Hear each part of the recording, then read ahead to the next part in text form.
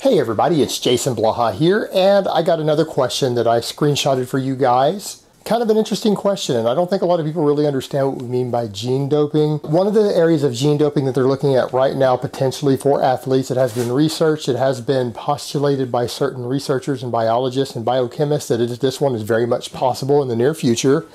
An example is the ability to cause someone who's had their genes modified for this to massively overproduce mechanogrowth factor after they exercise or train. We normally know that this is an IGF-1 variant that the human body produces locally in muscles that have been trained, particularly resistance training afterwards, and it seems to stimulate a growth response, and it only lasts a short time, then it comes back down to normal. We know that if we can alter this gene and cause people to overproduce at 4, 5, 6 times the normal rate as a result of training, that they will adapt and grow much, much faster as a result of training without any anabolic drugs in their system, and that they will recover much, much faster as a result of strength training. And they also have postulated that this gene can be turned on and off by doing that in gene doping. So you send someone through one set of therapy, they get this response, they gain tremendous amounts of muscle from their training, tremendous amounts of strength from it, go through a training phase where they get all of this and recover faster. Then they can go through a different set of therapy to turn it back off. So even if you do gene testing for testing purposes later to see if they've had their genes altered through the gene doping, that they will come up clean.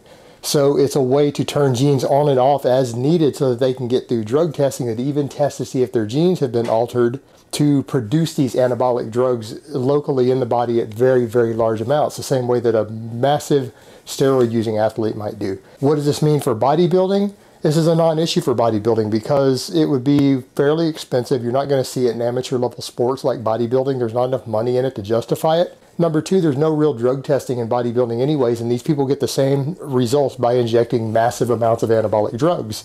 Since they can already inject massive amounts of these drugs, this gene doping to get their body to produce these localized anabolic compounds and substances isn't going to make any difference in terms of their results. And since they're not drug tested, it doesn't matter that we can have genes make you produce this and then turn those genes on and off so that they're undetectable. So for bodybuilding, it won't matter. I don't really see this becoming a big deal in bodybuilding. And people might say, well, what about natural bodybuilding? Well, yeah, if we did this in natural bodybuilding, you would see guys there as big as the IFBB pros, but there's no money in natural bodybuilding, so who's going to justify a $1 billion project to do this for them? There's not enough money in it to justify that.